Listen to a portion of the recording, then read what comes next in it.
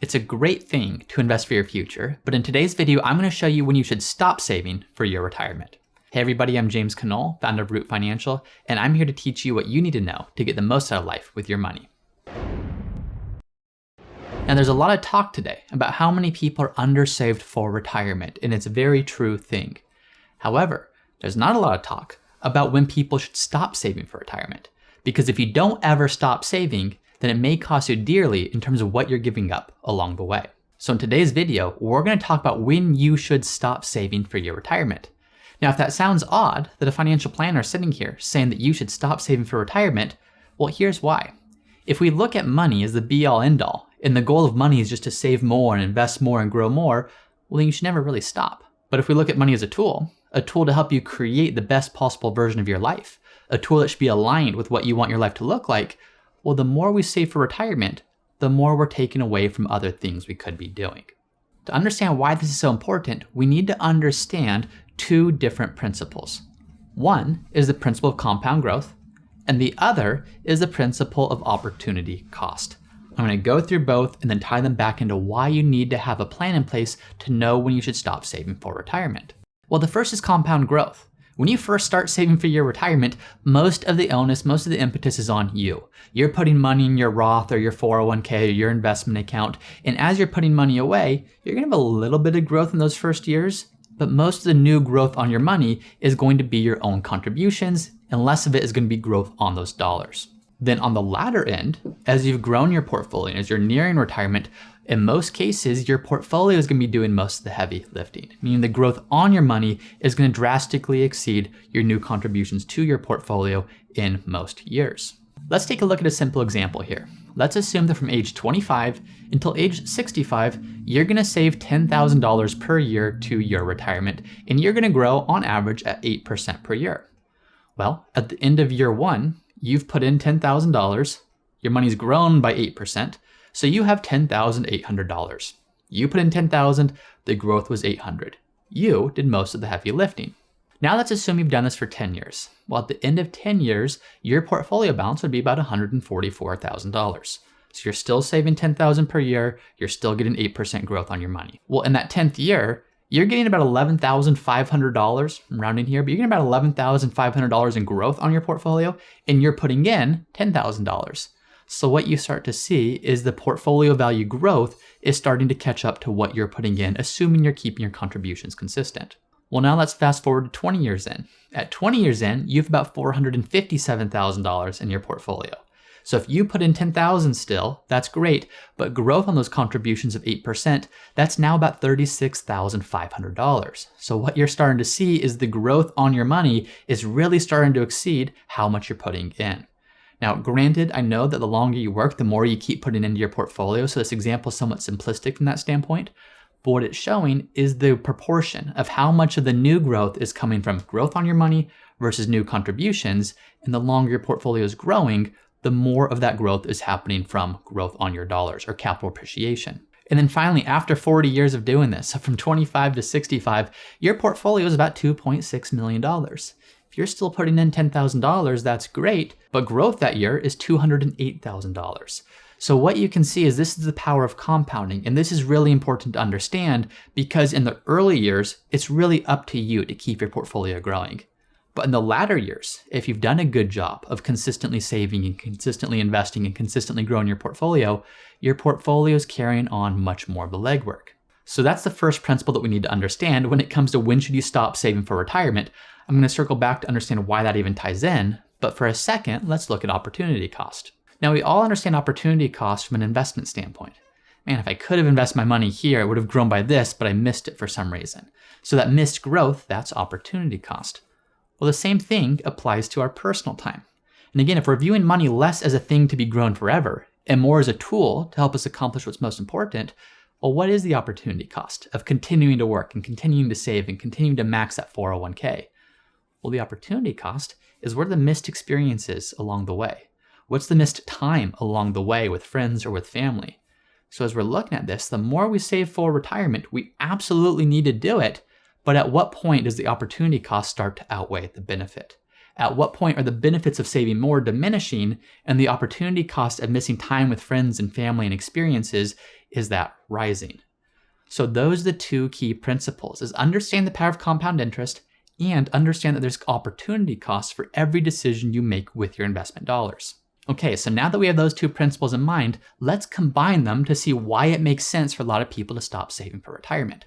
Well, we have this general sense here. And that general sense of thinking is you work and you save and you defer and you retire and then you enjoy. And that's simple enough, and I think it helps most people get the job done. If you just want a simple framework, sure, that's a good starting point. But we have to ask ourselves, is that the best framework? Is the whole goal of what we're doing save, defer, invest, and then enjoy in the future? Well, that's part of it, but what about the enjoyment today? What about that opportunity cost today of time with friends or family or experiences or things we'll never get the opportunity to have back? And when we really think about it, if we're saving and investing, we have to ask ourselves, why are we saving and investing? Well, we're saving and investing for future consumption. Again, the goal is not just to grow the biggest portfolio in the world. The goal is to grow the portfolio that will then support our lifestyle.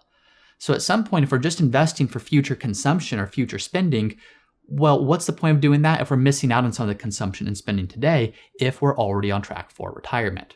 So let's now bring these two things together. Why did I even talk about that opportunity cost and talk about compound interest? Well, the power of compound interest shows us that the latter you are in your working career, assuming you've been saving and investing along the way, your portfolio is doing most of the legwork. So I have so many people, they maybe have 2, 3, 4 years left of working, and they're so committed to maxing out both Roth IRAs and maxing out both 401ks and putting as much as they can into brokerage accounts.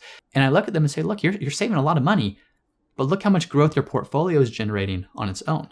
And not just that, but look at what your portfolio could create for you, even if you didn't save a thing, and even if you maybe retired and started living on that portfolio. So once you hit that crossover point of your portfolio is sufficient to accomplish what's most important, which is your ability to do what you want to do and to live comfortably and be able to spend time with who you want to spend time with and do what you want to do, when we view it that way, at what point have you hit that portfolio balance that will support that? And once you've hit that portfolio balance, the opportunity cost of continuing to save to that portfolio, it's not a bad thing to grow it, but it is a bad thing if it's taking away from your ability to do things today. So when should you stop saving for retirement? Again, it sounds odd to say, but there's a lot of times I've told clients you should stop saving for retirement. When you should stop, there's a few different instances in which that will be the case. Number one is when you're in a position to retire already. So maybe you're still working, so maybe it's not retirement that you could really do, but it's that sense of financial freedom. Of look, even if you shut down contributions forever, your portfolio is in a position to fully support you and your family and even future generations, there's no need to continue saving. And it's not bad to necessarily, but it is bad if it's taken away your ability to do the things you want to do today with this time that you'll never get back. The second instance, when it's okay to stop saving for retirement, isn't maybe when you already have enough for retirement, but when you're already on track to have enough for retirement. Maybe that sounds like one and the same thing, but here's an example of what I mean. What if you're 55 years old today and you want to keep working until 62 and your goal is to have $2.5 million in your portfolio at age 62 because that will allow you to do everything you want to do? Well, today, if you already have, let's say $2 million in your portfolio, all you really need is 3.25% growth to get from where you are today to where you want to be at age 62. Certainly not guaranteed, but it's very likely that that's a probable outcome that you could expect if you give your portfolio 7 years to grow. So at that case, or in that instance, you could afford to stop saving for retirement because the growth alone, going back to the power of compound interest, the growth alone will carry you through the rest of the way without you having to devote all your cash flow to saving your 401k or IRAs or whatever it might be. The third case where it makes sense to stop saving for retirement is when you feel as if you're sacrificing the most important things today. And this is the biggest one I see for most clients. And what tends to happen for most people is they think of a number. I want it to be $1 million. If I could just save $1 million, then I'd feel okay. And then they hit it. Okay, well, I want $2 million actually. And they keep saving and keep investing, and then they hit it. Okay, actually, I want $5 million. And they keep saving and they keep saving and they keep investing, and they hit it. And what they find is it gets more and more and more anticlimactic. And what it is it's never truly a number that makes them feel comfortable. It's a sense of there's never enough. And I always need a little more and a little more and a little more.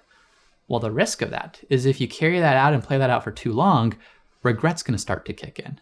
Regret's going to set in when you start to think of, man, what are all the things I missed along the way? Yes, I hit my bigger and bigger and bigger numbers, but I can continue to hit bigger numbers. And then the goalpost will just move. Instead of focusing on that, what if I focus on what are the things I could have been doing today? What could I do with my money today, with my family, with my friends, with causes I care about, with charities I care about, with the time I have? How can I think through that lens if I'm already in a good position to retire?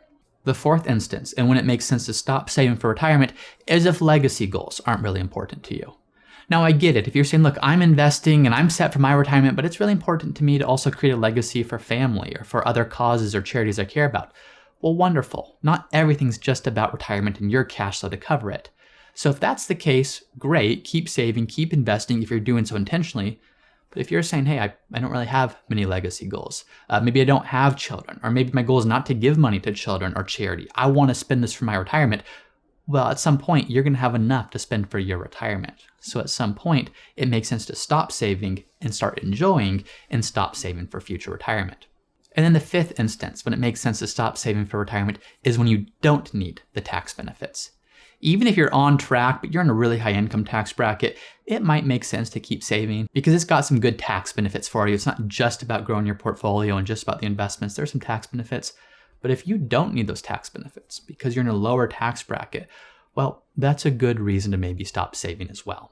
So why are we even talking about this? Well, we're talking about this because it's very easy to let retirement be the all-consuming goal. Instead, I'd like to encourage you to have an aligned life be the all-consuming goal. How can you take your money and align it with what you want to do, what you want life to look like, what you want your money to do for you? That should be the vision you have. And in doing that, yes, retirement is important. And yes, there's a lot of people who are very much undersaved for retirement.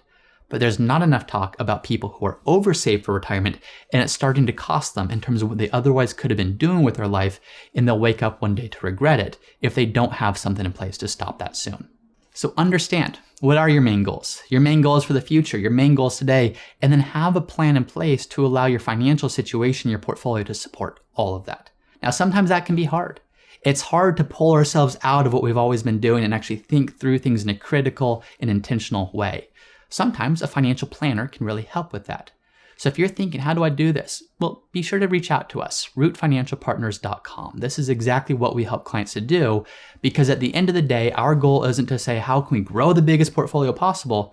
It's to say, how can we have the best life possible? How can we use our money to create what we want to create, whether that's retirement or legacy or charity or activities or time with friends and family, whatever is most important to you.